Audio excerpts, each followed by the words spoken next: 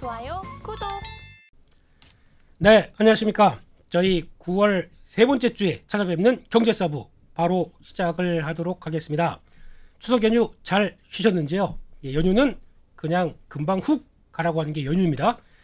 연휴를 쉬기는 쉬는데 그 불안한 눈빛과 또 흔들리는 눈빛 속에서 지금 시장을 많이 바라보셨던 게 연휴에 미국 시장을 바라보는, 그리고 또 FOMC가 떡 대기하고 있는 이런 상황에서 참 갈 곳 없이, 물론 낮잠 주무시고 또 낮술 이렇게 한잔 하시다 보면은 밤에 잠이 안 와요. 그 미국 시장을 보게 됩니다. 미국 시장 보다 보니까 이게 가는 건지 안 가는 건지 모르다가 FOMC 때 저희가 이제 밤을 거의 새우면서 보고 아침에 딱 봐서 올라갔던 거 다 빠지고, 그러다 보니까 시장에 대해서 막 고민을 좀 하셨던 그런 상황이 아닌가 생각이 되고 있는데, 그래도 결론적으로는 어찌됐든 잘 끝났습니다. 잘 끝났고 이벤트가 넘어간다라는 데 포인트를 맞춰야 될 것 같고요. 그러면 다음 이제 FOMC 이후에, 그리고 나머지 하반기에는 무엇을 보고 어떤 걸 확인하면서 시장의 투자 전략을 짜가야 될지, 이 부분에 대해서 또 경제사부에서는 낱낱이 털어보도록 그렇게 하도록 하겠습니다.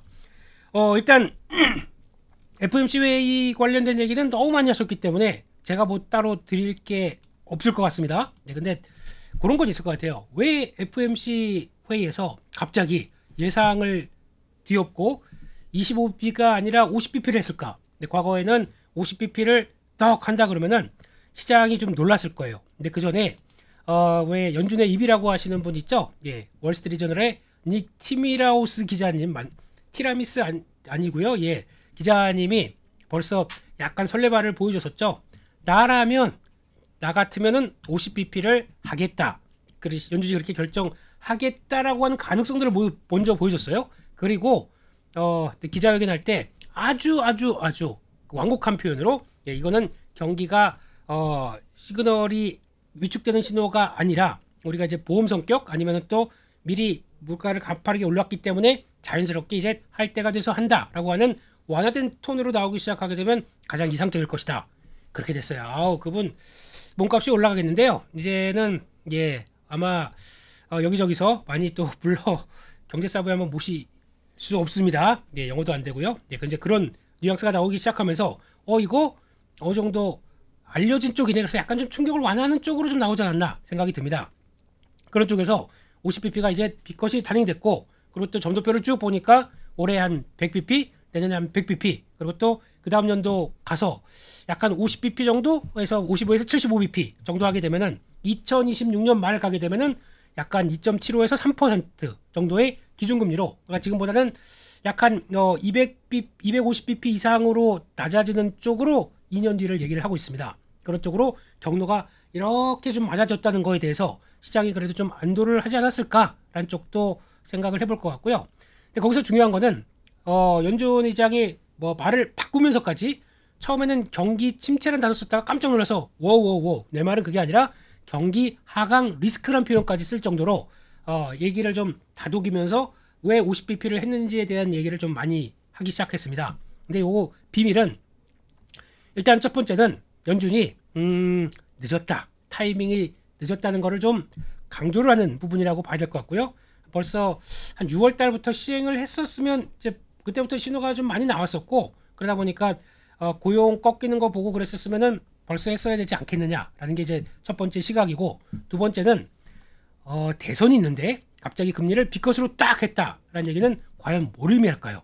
이게 또 중요한 의미가 있지 않을까라고 혼자 생각하고 있습니다. 아주 음모론 좋아하는 이런 사람 입장으로 봤을 때는. 네, 그래서 약간 대세가 해리스 쪽으로 기울다 보니까 지금 원래는 트럼프는 하지 마라, 내가 집권한 다음부터 금리 인하해라 라고 하는데 이미 조금 타이밍은 늦은 것 같고, 근데 그런 거보다는 왜 감히 우리 권위에 이런 느낌이 들면서 우리가 알아서 할 거야 라고 하는데, 약간 기존 정권을 연장시켜서 해리스 쪽에 조금 좀 무게를 두기 시작하면서 이렇게 나오는 이런 변화. 네, 그냥 제 생각입니다. 음모론적인 생각입니다. 네, 그래서 아마 50bp가 그렇게 여러 가지 단행되는 기준이 그러지 않았을까라고 생각을 하고 있는데, 더 중요한 건 그거죠. 네, 그러면 시장의 반응이 중요합니다. 일단 주식시장은 가다가 50bp 발표하고 우와 하고 올라가다가 잠깐만 이거 기자회견하고 좀 봐야겠는데 라고 기자회견 보다가 다시 뚜루룩 다시 내려오는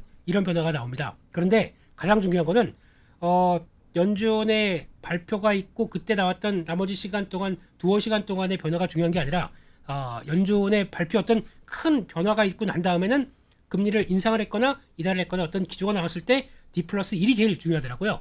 그럼 어떤 변화가 나오고 집에 가면서 이제 차 안에서 이렇게 생각해 보거나 아니 집에서 자다가 잠깐만 이게 어떤 의미일까라고 생각해서 사람들이 그 다음에 보여주는 게 진짜 액션이다 그러면은 아마 미국 시장 이제 목요일이죠. 목요일 날 그리고 또 그 다음 날 또 선물 옵션 동시 만기일이 금요일 날 있습니다. 이런 약간 또 추가 이벤트들 쪽에서도 뭐 단기 매물이나 아니면 변화들 잘 소화해내고 다음으로 가는 국면들이 제일 중요하다고 봐야 되겠죠. 그게 어떻게 펼쳐지는지 확인을 해봐야 될 것 같은데 그런 쪽에서 보여줬던 매크로 지표 이것도 한번 좀 체크할 필요가 있습니다. 그러면은 그 전에 주식시장은 또 여러 가지 또 변화가 있다고 하더라도 지금 나오는 달러화의 흐름이나 환율 쪽에서 시장이 어떻게 해석하는지 한번 보겠습니다.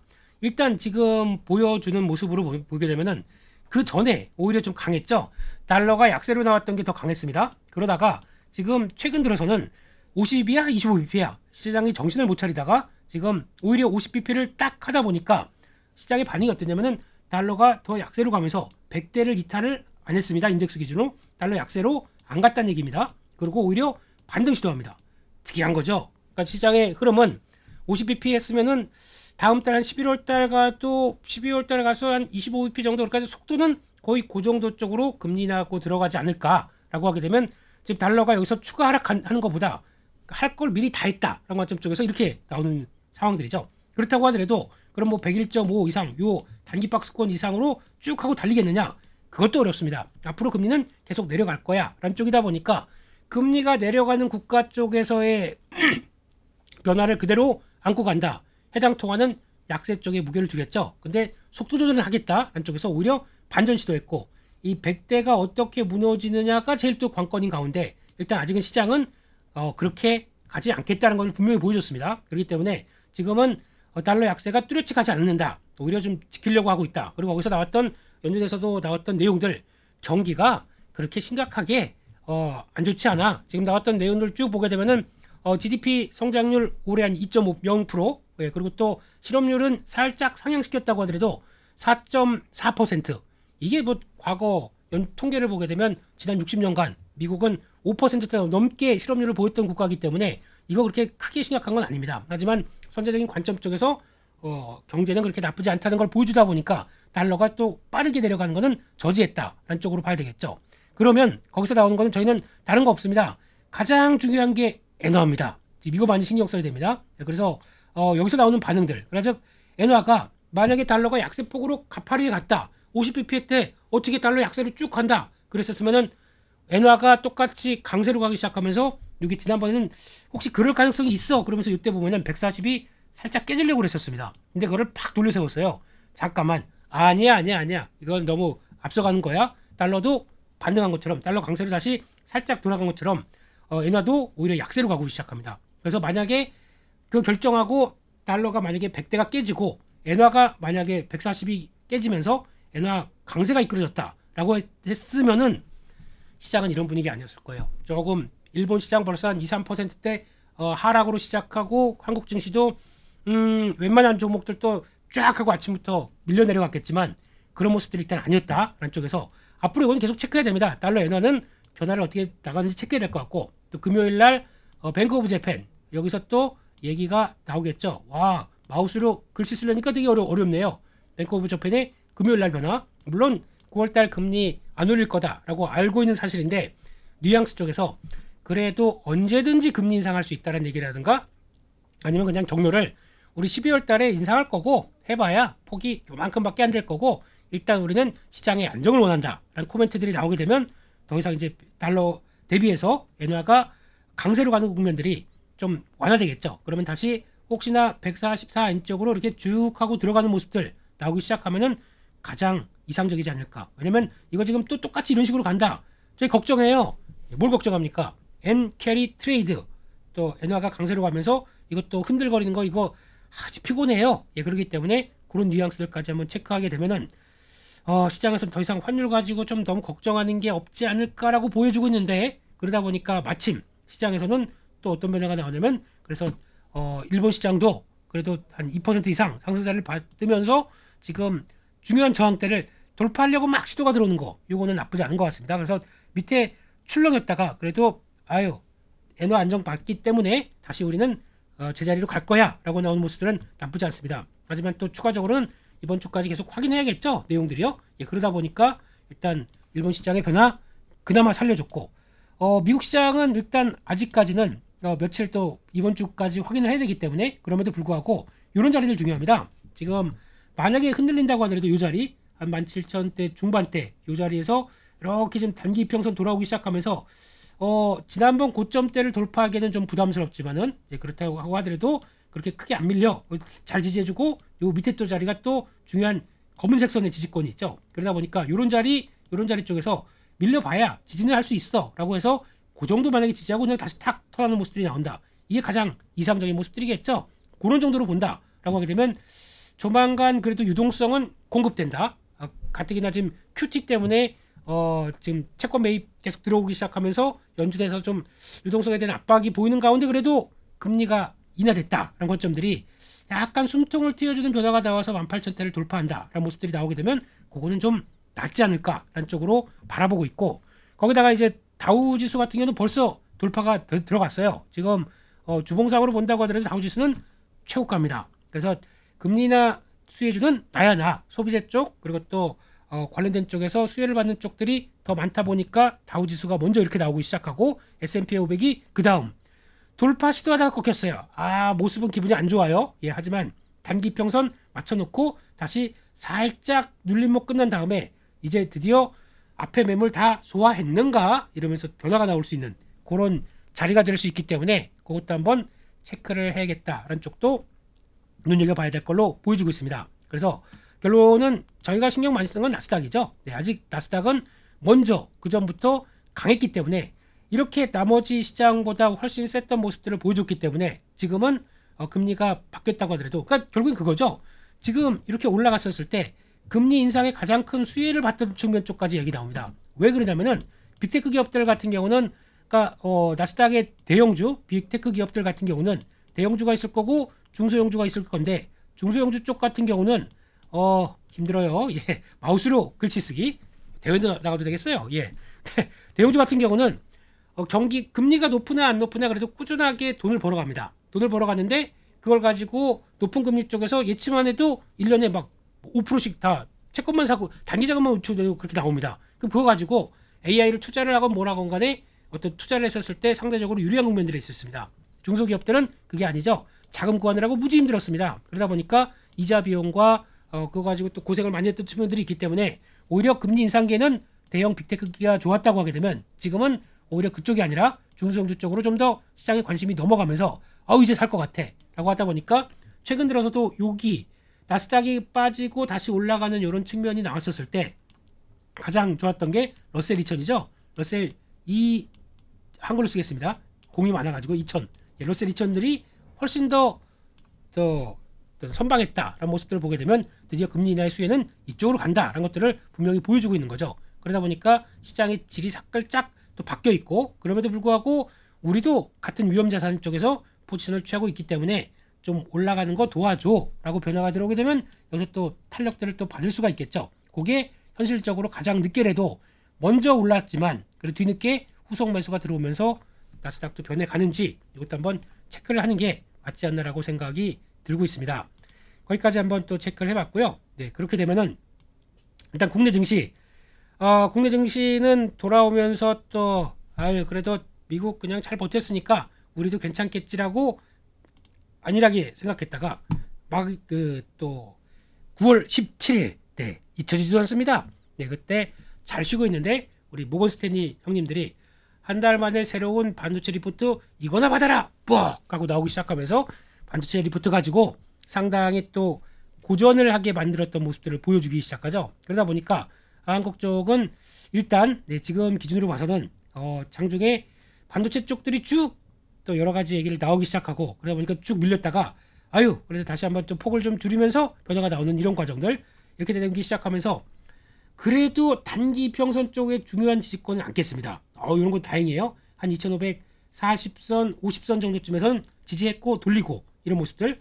어떻게 녹화일 기준으로 지금 외국인들이 1조 1000억까지 매도를 하는데 이것도 올해 특이하게 보는 것 같아요. 1조 이상 매도를 하는데 지금 코스피는 플러스다.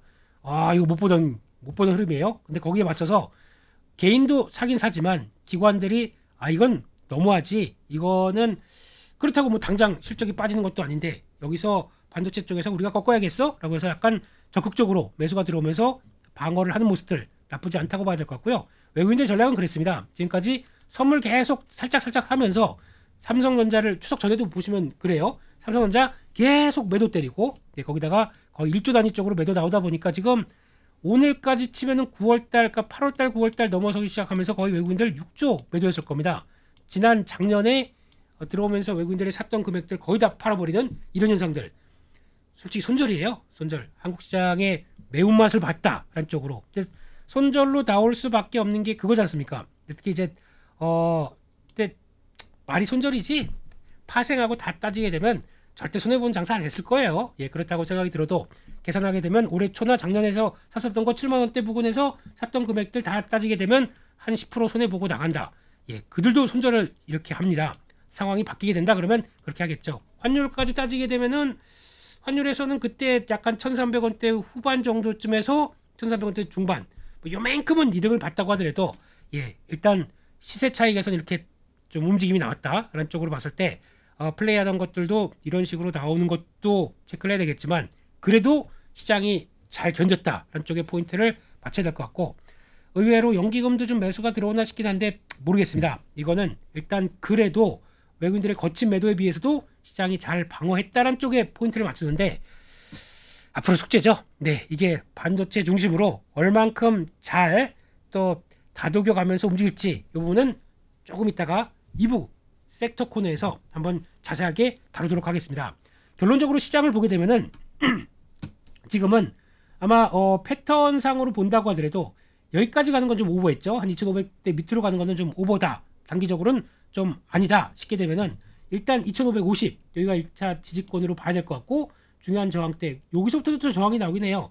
2610선 그리고 여기 딱 또 중요한 이 검은색이 딱 걸쳐지는 선 지난번에도 이렇게 하향하기 시작하게 되면 거기서 들어가서 막 벗어나려고 무지 노력해도 안 됩니다. 좀 힘들고 다시 내려갔다가 또 돌아가려고 노력해도 일단 힘듭니다. 이번에도 또 똑같이 저항은 받겠죠. 들어오는데 그럼에도 불구하고 상황이 바뀌었다. 또 글로벌 유동성이 바뀐다. 라는 차원 쪽에서 안착해서 돌아서는지는 시간이 좀 걸릴 것 같습니다. 이런 때 금투세까지도 잠깐 도움을 주기 시작하게 되면은 요건 또 하나의 기회 요인이 되지 않을까 싶긴 한데 좀 도와주세요.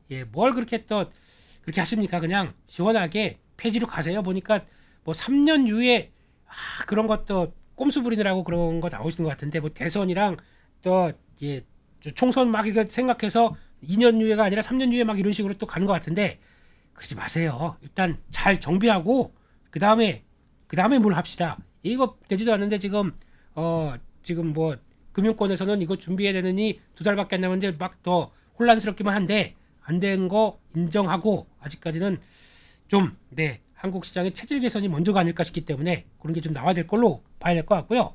그런 쪽에서 지금은 일단 설정하게 되면은 약간 2650 저항, 2550 지지 이 사이 쪽에서 어떤 식의 변화가 나오면서 시장의 흐름들을 이끌어갈지 이걸 좀 더 체크를 하는 게 가장 중요하지 않나 생각이 되고 있습니다. 그런 차원에서 시장은 조금 좀 도움을 주기를 기대를 하는데 또 하나는 이겁니다. 코스닥이죠. 코스닥이 참 고생을 많이 했어요. 코스닥이 오히려 아직까지 이런 여기까지 아까 잠깐 보셨듯이 코스피는 그래도 이런 때 안까지는 좀 들어가줬습니다. 근데 이거는 들어가지도 못하고 오히려 낙폭을 더 키우고 그랬네요.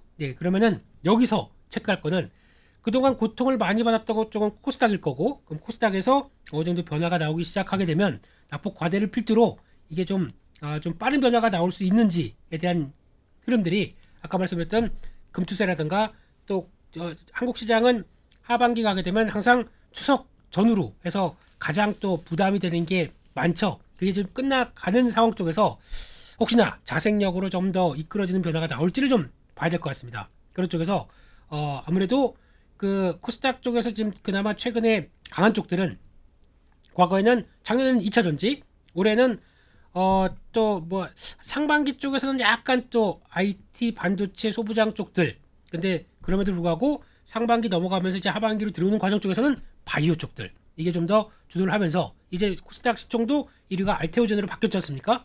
바이오가 좀 더 힘을 내면서 이런 변화를 이끌어가는 흐름들이 나오면서 조금 이제 좀 격차가 좀 심했던 부분들을 빠르게 해소가 이어갈지 이걸 한번 체크를 해야 될 것 같고요. 그렇게 되면은 이번에도 바이오 이쪽도 아마 지금 같은 쪽에서는 금리 인하의 가장 수혜가 뭐겠느냐라고 봤었을 때 바이오를 가장 또 쳐줄 수밖에 없는 모습들이겠죠. 그런 쪽에서 주도가 되면서 특히 알테오젠 같은 경우에 탄력들이 갑자기 살아나기 시작하는 모습들, 이것도 나쁘지 않다라는 쪽으로 보게 되면 이것도 하나의 코스닥 시장의 트리거가 될 수 있겠죠. 그래서 결론적으로는 혹시나 금투세 유예 말고 폐지가 좋은데 아무튼 이런 쪽으로 가서 결론이 나기 시작한다라고 하게 되면 아마 코스닥 쪽에 나오는 레버리지 이쪽도 아마 좀 베팅을 하려고 하시는 분들이 좀 많을 거예요. 왜냐면 그만큼 많이 위축이 됐었기 때문에 요거를 보시게 되면은 그런 변화가 나올 거예요. 아마 코스닥 시장의 과거 패턴을 보게 되면 주봉상으로도 보게 되면 와 지금 전 세계에서 전쟁가 난 나라, 그리고 또 여전히 그런 나라를 빼고 나머지 지금 상승률을 본다고 하게 되면 거의 끝에서 한두 번째를 오가는 이런 러시아 다음에 뭐 코스닥일 정도로 이런 쪽의 변화를 보게 되면 낙폭이 컸습니다. 연봉으로 볼까요? 올해 지금 나오는 거 지금 올해만 하더라도 지금 종가로 마이너스 14.8%. 네. 전쟁 난 것도 아닌데 이렇게 나오는 전쟁이죠. 금융시장에서 전쟁이죠. 세금 걷는다 그러면은 일단 이렇게 나오는 것들이 변화가 들어와서 그렇다고 보여지고 있는데 코스닥 시장의 변화가 또 빠를 수 있다는 것도 염두를 해주시면서 그런 또 변화들도 같이 체크하는 게 중요하겠다라는 쪽도 코스닥 시장 오랜만에 한번 살펴봤습니다. 거기까지 말씀을 드렸고요.